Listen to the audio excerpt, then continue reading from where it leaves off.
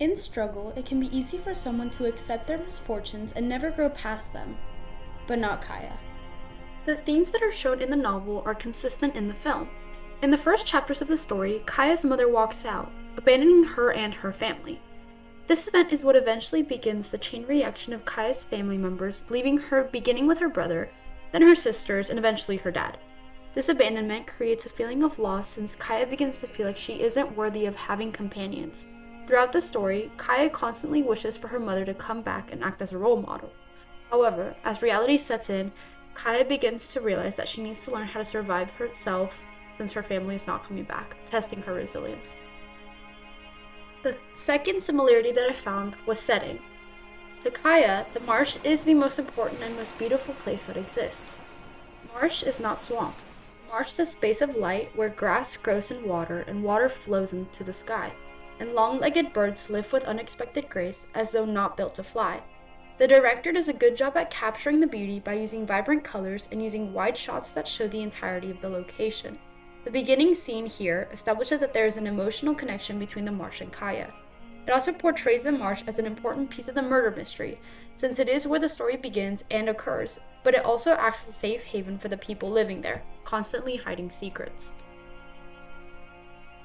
The director could have also chosen to use these wide shots to reveal that there is nothing to hide, which is kind of ironic since this is a mystery. Now, what did the director choose to do differently from the book? The main difference, and the first difference I did spot, was character development.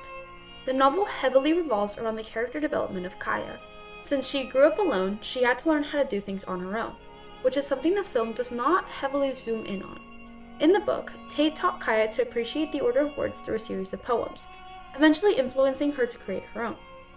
After that, she went into a poem writing phase, making them up as she boated through the marsh or looked for shells, simple verses, sing-song, and silly.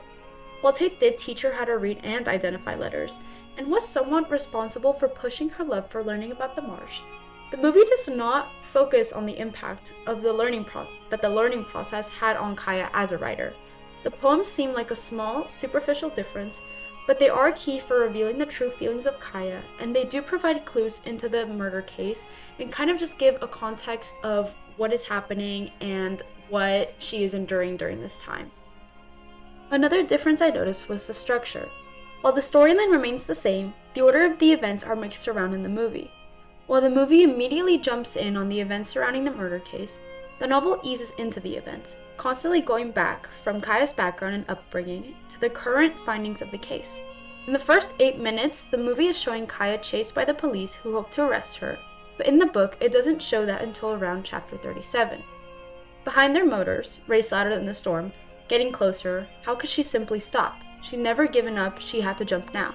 The director, Olivia Newman, could have chosen to lead with the murder story to build intrigue about how the characters ties into the murder of Chase Andrews. She could have also chosen to explain it like this because it is rather confusing and it is hard to keep track of in the book. So now the question is, keep or cut? I honestly believe that this combo should stay in the list for the coming years. I recommend this story for those of you who enjoy murder mysteries because, as the story advanced, more evidence was found, but it also went back to the context of these clues from Kaya's upbringing. This choice only confuses and takes you off the route for figuring everything out, but makes the ending that much more intriguing. I also think that the themes of resilience, loss, and finding the beauty in the small things is something that really ties the book together, which I found worth reading. Finally, the director did a good job at maintaining the general plot and characters, meaning that the movie was rather accurate compared to the book.